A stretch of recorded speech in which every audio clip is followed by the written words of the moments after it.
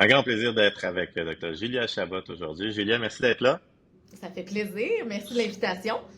Alors, Julia est gériatre, mais je vais te laisser te présenter. Qui es-tu? Que fais-tu dans la vie? Donc, Julia Chabot, je suis médecin gériatre. Je travaille au centre hospitalier Sainte Mary.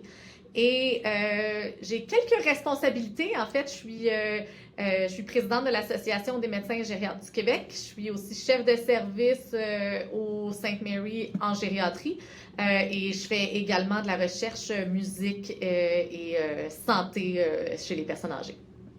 Mais commençons avec ça parce que c'est d'actualité. Félicitations pour le documentaire que vous avez publié sur la musique et leur impact chez les patients avec des troubles cognitifs. Est-ce que tu pourrais nous en parler de ce projet-là? Ah oui, ben merci. Ben pour moi, c'est vraiment une grande passion parce qu'en fait, dans mon ancienne vie avant la médecine, j'étais musicienne. Donc pendant des années, j'ai fait du chant classique, fait des concerts et tout.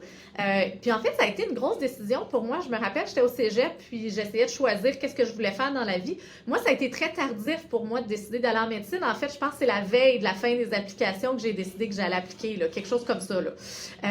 Mais je me suis longtemps demandé si j'allais aller en musique. Bon, finalement, pour une foule de raisons, j'ai décidé d'aller en médecine. Et durant les années de résidence, je me disais, il me semble que la musique m'amenait tellement de bien quand je faisais de la musique, quand je chantais, quand je jouais avec d'autres musiciens. Souvent, les gens qui venaient nous voir en concert nous disaient aussi à quel point ça les avait aidés, puis qu'ils avaient aimé ça, aller dans ces concerts-là. Donc là, rapidement, je me suis dit, mais ça serait le fun qu'on trouve une façon d'amener finalement la musique dans le milieu hospitalier, dans mon milieu de travail. Et de fil en aiguille, je suis allée faire une maîtrise, en fait, en recherche là-dedans, à l'Université de Montréal, au laboratoire musique et cerveau. Et j'ai commencé à faire certaines études, justement, pour voir si on fait des concerts de musique, quel est l'impact chez les personnes. Dans mon mémoire, en fait, on a pu montrer que les personnes qui allaient au concert démontraient plus de plaisir et objectivement, on pouvait aussi mesurer, il y avait des façons de mesurer le plaisir là, de façon un petit peu plus objective. Et là, dernièrement, justement, ce magnifique projet-là de France Baudouin est arrivé. Je me suis fait contacter par l'équipe et j'ai eu la chance de pouvoir embarquer dans ce super beau documentaire et pouvoir montrer les différents projets de recherche là, qu'on faisait au Sainte Mary sur la musique et sur notre Pour, étage. pour quelqu'un qui ne connaît pas le documentaire, comment tu le résumerais en deux phrases?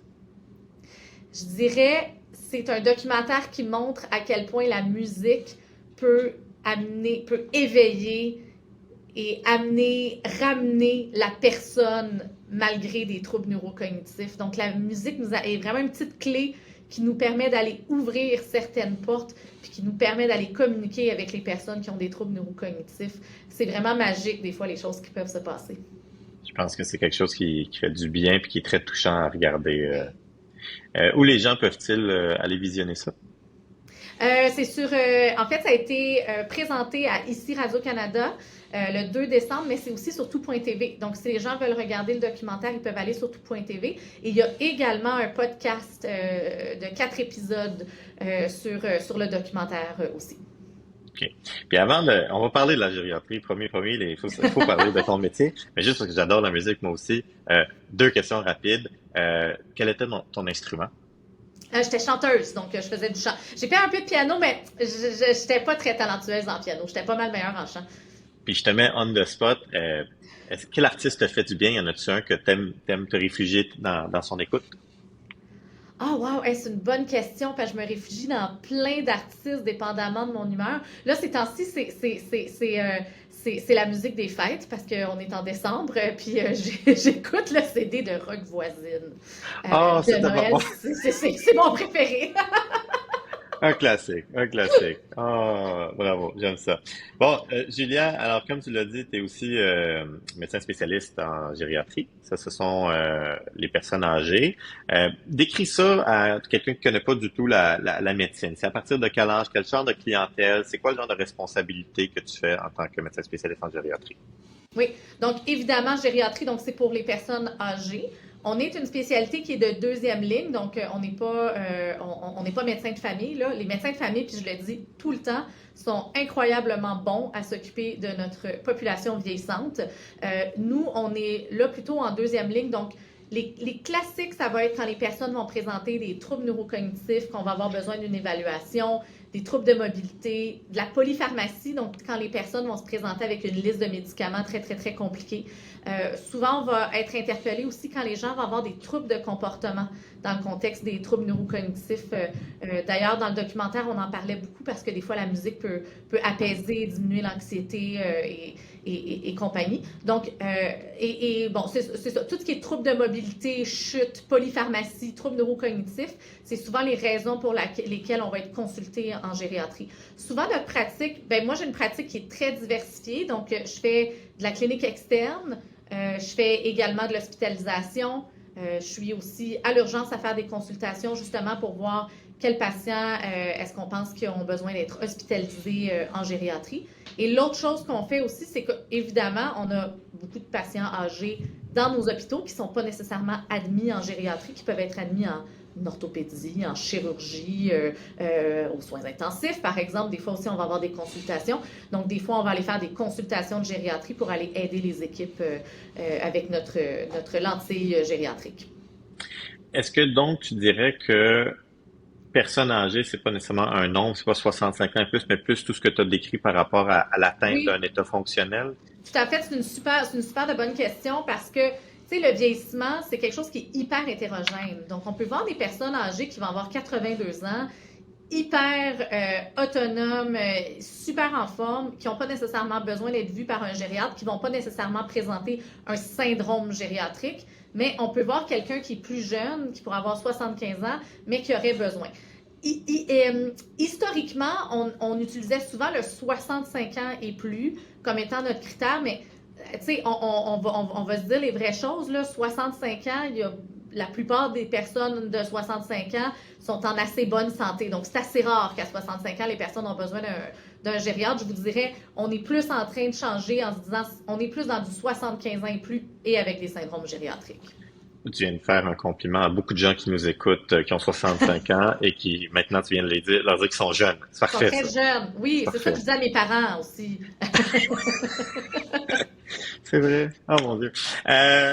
C'est quoi le plus grand défi de ton métier?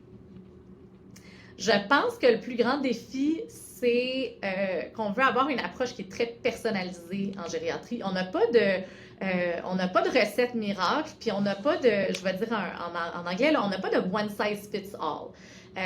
L'autre chose qui est complexe, c'est qu'on n'a pas beaucoup de lignes directrices, nous autres, en gériatrie. Des fois, je suis un peu jalouse de mes collègues dans d'autres spécialités où est-ce que je me dis, j'aimerais ça, moi, avoir des études là, claires qui me disent, voici les choses que je devrais faire. Donc, souvent, on y va en parlant avec les personnes, en se disant, qu'est-ce qui est la meilleure chose à faire pour ces personnes-là. Puis, je vais te donner un exemple. Là.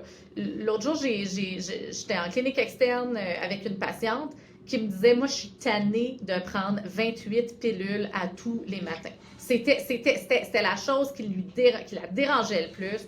86 ans. Puis là, on a passé chacun des médicaments en se disant, tu sais, sincèrement, rendu à 85 ans, 85, 86 ans, cette médication-là, quels sont les avantages, quels sont les désavantages et tout. Donc, on a vraiment fait une approche qui était très, très, très personnalisée pour cette dame-là, où est-ce qu'on a enlevé certains médicaments. Bon, il y a des médicaments qu'on était content d'enlever, là, ça c'est certain. Mais on a essayé de garder ceux qu'on pensait qui étaient vraiment utiles.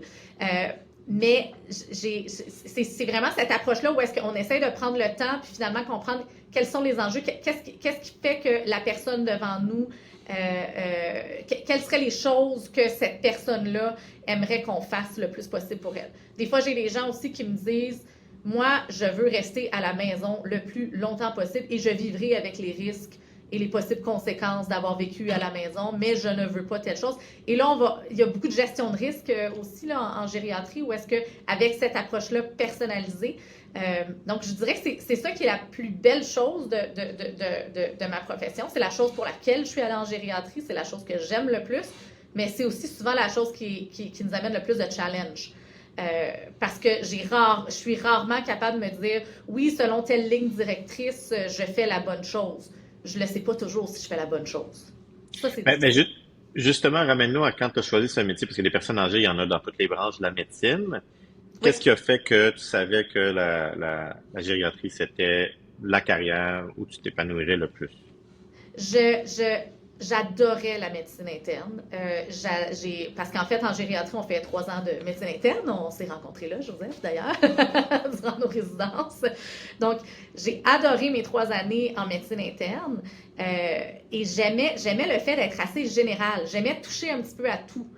Euh, mais j'aimais d'ajouter cet aspect-là très, très, très personnalisé. Puis j'aimais beaucoup les syndromes gériatriques. J'aimais beaucoup ce qui était cognition.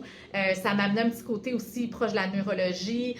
Des fois, avec les troubles de comportement, ça nous amène un petit peu aussi proche de la psychiatrie. Donc, j'aimais aussi cette interface-là avec d'autres spécialités, avec d'autres problématiques. C'est vraiment ça qui m'a amené en gériatrie. Tu as mentionné beaucoup de victoires avec des patients, des choses marquantes. Qu'est-ce qui te rend particulièrement fier? Je pense que ce qui me rend vraiment fière, c'est que souvent, on va à la rencontre de personnes.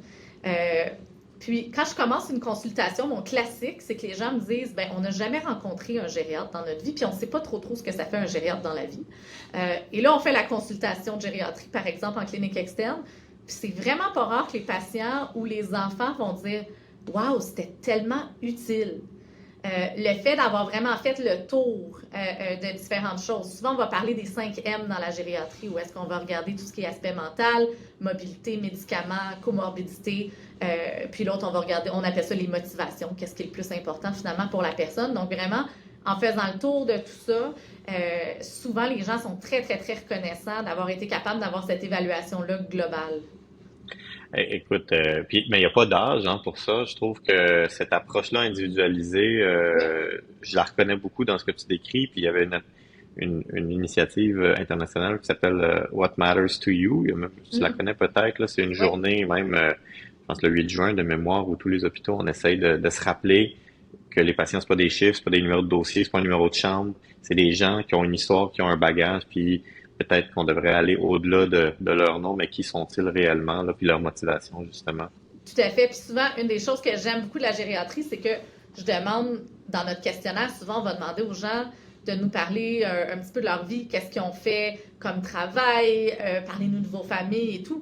Puis c'est souvent, c'est 30 secondes de la discussion, là. C'est pas une grosse partie, évidemment, de la partie médicale, de la consultation, mais des fois, on va à la rencontre d'histoires incroyables, là. Les personnes qu'on a devant nous, elles ont vécu et elles ont fait l'histoire avant nous. Hmm. Je te donne une idée. Là. J'ai rencontré une dame il y a quelques années qui avait été conseillère politique de quelqu'un de très, très, très connu dans le monde de la politique, mais comme c'était une femme, elle n'avait pas le droit d'être nommée conseillère politique, donc elle le faisait sous le nom de son mari. C'était quand même assez incroyable. Puis là, je me disais, mais mon Dieu, puis cette femme-là, là, c'est pas il y a 300 ans, là. C'était une dame qui avait à peu près 85 ans, là. Donc, ça fait pas si longtemps que ça qu'on a réussi à changer tout ça, là. C'est fou. Wow. Wow. Écoute, je pense que la richesse de ces histoires-là, peut-être que toi, tu es capable de la réaliser, mais c'est peut-être des choses qu'on réalise pas collectivement. Fait que ce message-là, je l'adore. Je l'adore. Écoute, Julia, tu t'impliques dans beaucoup de choses, tu es gériatre, tu fais de la recherche, tu t'impliques au niveau de ton asso. Fait que tu vois un peu le système sous plusieurs angles. Oui. Tu avais une baguette magique, qu'est-ce que tu changerais? Dans le système en général, tu veux dire? Dans ton métier, dans le Dans mon système, là, tu as une métier. baguette magique, là, un changement que tu ferais pour que ça aille mieux. Ça peut être pour ta clientèle, pour tes patients, euh, mais je serais curieux de t'entendre. Je pense qu'une des choses qui nous aiderait le plus en gériatrie, c'est si on avait des personnes clés pour nous aider à faire naviguer nos personnes à travers notre système de santé. Je trouve que souvent, la personne âgée, parce qu'en fait, quand on regarde, c'est classiquement, là, c'est vraiment pas rare que nos personnes âgées vont nous dire, ben moi, j'ai jamais été dans le système hospitalier avant aujourd'hui. Ou des fois, les femmes vont me dire, moi, j'ai été hospitalisée pour mes accouchements, Et là, aujourd'hui, j'ai 82 ans, puis je suis hospitalisée. Bon, c'est certain que c'est pas comme ça pour tout le monde, là, on s'entend, puis tu le sais beaucoup mieux que moi. Mais c'est pas rare que les premiers contacts avec le système de santé sont relativement tard dans la vie. Et souvent, les gens ont ce défi-là de je dois faire un scan, je dois aller pour une prise de sang, je dois aller faire telle chose. Là, il y a le CLSC là-dedans, il y a la clinique externe, il y a le GMF. Comment est-ce que tout ça fonctionne ensemble? Je trouve que c'est un énorme défi. Et souvent, on va se le dire, souvent nos personnes âgées, dans les dernières années de leur vie, c'est là qu'elles vont le plus utiliser le système de santé. Donc, s'il y avait moyen qu'on puisse les aider, puis aider les proches aidants aussi à naviguer à travers tout ce système-là, d'avoir une personne qui serait un petit peu comme en oncologie, où est-ce qu'ils ont des infirmières pivots, ils ont une personne qui peut les aider. J'aimerais ça qu'on puisse avoir ça en gériatrie pour pouvoir supporter nos proches aidants puis nos personnes. Euh, Julia, tu le sais comme moi, il y a beaucoup de choses à améliorer. Il y a beaucoup de mauvaises nouvelles dans l'actualité. Qu'est-ce qui fait que tu ne brûles pas? Qu'est-ce qui fait qu'on peut encore compter sur toi dans notre réseau au quotidien? C'est les patients. Puis des fois, je suis certaine qu'il y a plusieurs d'entre nous qu'on se dit tous la même chose. Des fois, on part travailler, puis c'est difficile ces temps-ci, évidemment. Puis là, après, je rencontre mon premier patient de la journée, puis je me dis, OK, c'est correct, je suis à la bonne place. C'est comme si le moment où est-ce que je suis un pour un avec quelqu'un, ben là, peu importe tout ce qui se passe, peu importe tout le contexte, on revient à la raison pour laquelle on a décidé d'aller en médecine. Ça m'aide à me grounder un petit peu, puis à oublier certaines choses. Ben, ça résonne beaucoup. Puis je pense que beaucoup de gens qui nous écoutent, peu importe leur domaine, vont s'identifier à ça. C'est les Mm. patients. Dis-moi, Julia, je te laisserai peut-être le mot de la fin. Est-ce qu'il y a quelque chose qu'on n'a pas discuté que tu aimerais absolument communiquer à ceux qui nous écoutent? Ben, ce que j'aimerais dire, c'est on est très peu de gériatres au Québec, hein, on est 162, on parle rarement de cette spécialité-là. Donc, merci Joseph de me donner la tribune pour pouvoir en parler.